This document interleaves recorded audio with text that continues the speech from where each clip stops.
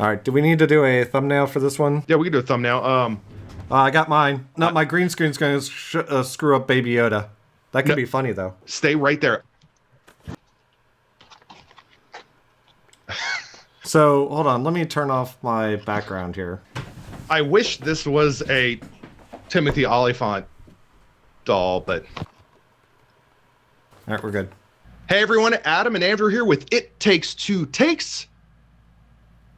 I can't believe I'm saying it. We're having a discussion about new Star Wars content right now because we want to talk about episode 1 of season 2 of The Child. Sorry, nope, The Mandalorian. Regardless of how you felt about the episode, I'm happy to see it, especially in these times.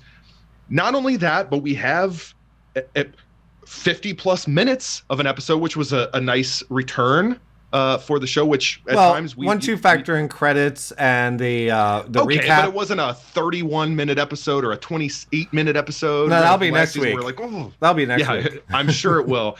But what we had was really kind of a classic Western plot in this, which Mandalorian is has not shied away from in the past in terms of its influence. You've got the hero, so to speak, coming into a town and really saving that town from a monster in this case, right? We start off the episode at essentially an arena fight. He goes there to say, hey, I need to find some other Mandalorians. So he goes to a contact who basically tries to jack him, and we get the warning that it's not going to go that way when Baby Yoda pretty much closes his own capsule now. Yeah. He's gotten aware enough to go, oops, but he gets told to go to Tatooine. So a familiar planet for anyone who's a fan of Star Wars. Tatooine is a central planet to go to. Yes. When he's told to go back to Tatooine, I thought, we've been here. And I don't know about you, but I was very pleasantly surprised because, in my opinion, it was rewarding to me going back to Tatooine. Like, I feel like we got to experience more than I would have ever thought. I just thought, oh, we're going back to Tatooine. We've been here, right? For me, it's a little bit more than that because I knew that the actor who played Jango Fett was returning to be in this season of Mandalorian. That was announced a while ago. Yeah. That was announced a while ago. Not to mention, it gives us a little bit of familiarity because where does he dock? He docks the same place he did last time. Same repair woman, only this time droids are allowed to actually work on his machine, on his ship. Which I want to pause for a moment on that. And she was excited to see little Baby Yoda, right? She was, as we all were, Adam. I almost let that slip past me the moment where Mando's like, hey, yeah, actually I could use a little bit of work on the ship. You want to go ahead, it's fine. That is a moment to me that's IG-11's sacrifice paying off for character development for Mando. That was awesome. Absolutely. His opinion about droids have changed a bit because of IG at the end of the last season, right? Yep. So I caught that. And then he's going out to a town that that's not on the map. Right. Well, yeah. And honestly, when Timothy Olyphant, or as I like to refer to him, is Timothy Sex, because let's be honest, right? He pops into frame, and the way he was wearing that armor immediately told me, like, there's no way this dude is a legitimate Mandalorian. Like, there's something about it, right? And of course, he takes that helmet off, and here we are. But I kept looking at that armor because it looked like Fett's armor. It absolutely was Fett's armor. It had the sigil on it. It even had some of the marks from it that were in the previous one. Clearly, I don't know. Maybe it's had a run through the Sarlacc pit, so there was a little bit of wear and tear on it, and not to mention all the Timothy Olyphant hot action that's going on with him with that armor on. But we find out he got it from Jawas. But he doesn't hide the fact that he is not a Mandalorian, and we also get the Mandalorian going, yeah, you need to give me that and take that off. That moment where they basically were about to draw on one another, I want your take on this. How does it go from, I was about to kill you, to the Marshal basically telling the Mandalorian, hey, you just saw that big monster go by, right? Remember how you're about to just shoot me and take the armor anyway? I got a better idea. How about you go out of your way, do a lot of extra effort, possibly die, and take care of this monster with me? He was going to, based on the creed of Mandalorian, take that armor by force because the Marshal wasn't going to just give it up. He was not willing to give it up. So they found a compromise that would work. How was it a compromise, though? Like, it's he's still like, hey, I'm going to keep wearing your armor, so haha, and you got to take care of this monster before I take it off. Because of the fact, after the Marshal explains, how he got the armor, why he's got the armor, I think Mando understands that he's a protector. He's a protector. He's not a bad guy. He's not doing it maliciously. He's, by killing their Marshal, he's actually doing the town more harm than good. If he can find a way to follow his creed and not have to be a Marshal killer, he's going to do it. And, I think at first when he initially agreed to it, also, he just thought he'd just shoot it with his ship. So right. He agreed to it, I think, before he realized the scope of what he was dealing with to begin with. They figure out it's a crate dragon. They go to the lair of the crate dragon, which previously was a Sarlacc that he maybe ate, the crate dragon. However, along the way, I think we got a lot of rewarding moments. You got to expand upon the culture of the Tusken Raiders, right? And it was the classic. The Tuskens have always been shown as just being some sort of barbaric wild men in the desert type of idea. They're a little misunderstood because what we knew them from is, the original trilogy, they attacked Luke, and the prequels, they had kidnapped Anakin's mother. We never actually saw them in any type of in-depth capacity, and this, I think, really started to show them a lot more. Some of the nods that they did, the references that they did during those scenes leading up to it, the Marshal is on a modified engine from a pod racer, which looks a lot like Anakin's. I'm not going to say it is, but it was similar. Had you watched this and not caught the reference or remembered the reference, you would have missed nothing. And that's the type of fan service I enjoy, where it's not, you're not going to get something out of this if you didn't catch this. It's just the little nods like that. R5 makes an appearance. Not only that, but he even has the scorch marks from the, the bad motivator, right? Right. Like, the little things like that. No one would have cared. Right.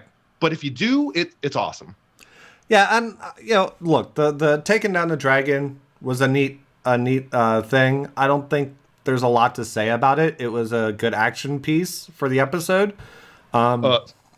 Speaking of references, in that moment though, when I love the jetpack references, because Boba Fett just needs to get that jetpack fixed if he ever gets it back. Same exact spot that Han hits him, right, and it just sets it off. And I thought that was funny. For anyone that's ever played Knights of the Republic, Crate Dragon, that whole mission was about setting traps and blowing up the Crate Dragon from underneath in its weak spot. It was kind of cool to see that. I don't know if you caught this, Adam, and I had to back it up to make sure I wasn't seeing things. I thought it was cool from a filmmaking perspective when that Crate Dragon came out of the cave and they changed the aspect ratio. Little things like that they're just kind of toying with. I'm enjoying it. So they take down the Crate Dragon. The Sand People are happy the town is saved. He gets the armor. And then, it's as he's driving away, we see that figure in the desert. Temuera Morrison. Right. Boba Fett. We're still presuming it's Boba Fett because of the fact, we had the Mandalorian armor that looks like Boba Fett's. And what would a clone... Actually, probably at this point, a clone that's still on the planet would probably be even older than what he appeared to be, right? So I believe everything is pointing to this being Boba Fett, right? And I know that Star Wars had teased a while back about doing more with Boba Fett, and maybe they're going to use this episode as a way of, saying, hey, he's still alive, so we can use him in the future. Now, the episode doesn't end with him getting back to his ship, so the next episode, we still might be on Tatooine. Much like in the first episode of the first season, where he finally finds the child, and the second episode is primarily his journey back, right? Right. So, look, it was 55 minutes long or something like that, right? I was very happy about that. I'm gonna nitpick slightly. I probably could have trimmed just a little. Yeah, it was a good episode. I think it's a good start to the season. I'm invested to see where the season goes. I felt. With first season, the first 2 to 3 episodes were interesting. The last couple episodes were interesting. It's like the middle chapters weren't. I'm wondering if we're going to see more of Timothy's character later on, if they'll be at the end of the season, some big thing, he needs help, and hey, I'll go recruit the Marshal. I'm hoping we don't end up in a situation like that. But at the same time, Timothy did such a great job in the role. I would be happy to see him again. All of America would, Adam. Anyone that's watching the show would be happy to see that face grace our screens yet again. He's underrated. He's always involved in great projects, in my opinion. So I was really glad to see him. He was one of the great things. He was one of the great things about Deadwood, right? I mean, that was Deadwood. I loved Justified. Yeah, look, there were characters even the first season we weren't even sure if we'd see again because you weren't sure where the show was going. It was kind of there's moments where it was almost like story of the week, even though there's some threads, and you had characters that weren't sure if you're going to see, and they came back in the first season. So I wouldn't be surprised if we see the Marshal yet again in this season. So, and we only had really two cute little Baby Yoda moments. The one where he kind of closes his own capsule, and the look on his face when he's just enjoying the wind on his face on the speeder.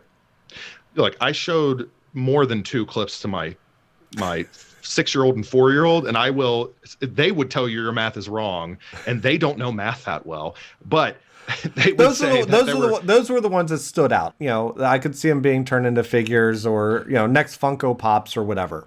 For sure. Yeah, there was a period, especially in that first half of the episode, where I thought, do we need to see Baby Yoda's reaction to everything? I know what they're doing here. You can't fool me. And then I feel like they let it breathe. They kind of spent some time away for a bit and brought him back towards the end. So I was, it's what the people want, and it's what gives the draw to the show. Look, we just did a whole conversation about Warrior. If Warrior had a Baby Yoda, its own equivalent, like any show should have that to get some attention. So good for them. I'm sure the internet is abuzz about this episode because it's Star Wars. It's not like Warrior where that only has a small following. This has got a huge following, so I'm sure there's tons of conversation about the first episode. And I'm sure there's Easter eggs that have been pointed out that even you and I haven't talked about. I'm 100% positive of that. Absolutely. Yeah. By the way, there was a card, I'm sure, that since I'm editing this video, there's going to be a card flashing to check out our Warrior reviews and make sure that you get to watching that. So, but if you've got any comments about anything we said on this episode, go ahead and leave us a comment down below. Like the video if you enjoyed it, subscribe to our channel, and you can expect a new one of these episodes every week for the new season of Mandalorian. Yeah, tell us references we missed. I don't need to hear about. No, go ahead. You know, I don't care. You read some novels of the EU, and you've caught some references there. Tell me, because I don't know all that as well. So yeah, share it. Let's go. Tell us what you know.